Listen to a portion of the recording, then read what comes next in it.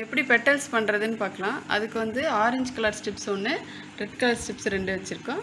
இதை first இன்னரில் orange வச்சுட்டு orange வந்து உள்ளே சுற்றிக்கோங்க. அதுக்கப்புறம் இந்த ரெட் 2ம் ஒட்டிட்டு சுற்றிக்கோங்க. சுற்றிட்டு நம்ம பார்க்கலாம். அந்த ஸ்ட்ரிப்பு முடிஞ்சோன்னா நெக்ஸ்ட்டு ஸ்ட்ரிப்பை இது மாதிரி கம் போட்டு ஒட்டிட்டு திருப்பியும் சுற்ற ஆரம்பிச்சிருங்க. செகண்ட் ஸ்ட்ரிப்பும் இந்த மாதிரி காயில் பண்ணியிருக்கேன். காயில் பண்ணிவிட்டு இதை உள்ளேருந்து வெளியே எடுத்துடலாம். வெளியே எடுத்துட்டிங்கன்னா இந்த மாதிரி இருக்கும். நல்லா கீழே வச்சு லூஸ் பண்ணிக்கோங்க. நல்லா லூஸ் ஆயிரும். இப்போ நீங்கள் டைட் பண்ணிவிட்டு இப்போ வந்து தேவையான அளவுக்கு மட்டும் டைட் பண்ணணும். டைட் பண்ணிவிட்டு காட்டுறேன். இப்போ இந்த மாதிரி லூஸ் பண்ணிக்கோங்க. லூஸ் பண்ணிவிட்டு இப்போ சென்டரில்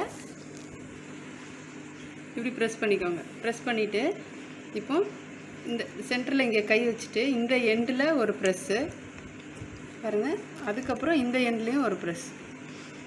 ஸோ 2 எண்ட்லேயும் ப்ரெஸ் பண்ணிங்கன்னா ஒரு பெட்டல் மாதிரி ஃபார்ம் ஆகும். இதுதான். இப்போ நீங்கள் இப்போ இந்த இடத்துல நீங்கள் வந்து கம் வச்சு ஒட்டிக்கலாம். ஒட்டிட்டு காட்டுறேன். இப்போ ஒட்டினதுக்கப்புறம் பாருங்கள் இது இப்படி இருக்குது. இப்போ 2 சைட்லேயும் வந்து உங்களுக்கு ப்ரெஸ் பண்ணியிருக்கோம். இந்த சைடும் ப்ரெஸ் பண்ணியிருக்கோம். ஸோ இப்போ இந்த ஷேப் வந்துடுச்சு. இதுதான் வந்து லீஃபு பெட்டலு எல்லாத்துக்கும் நீங்கள் யூஸ் பண்ணிக்கலாம்.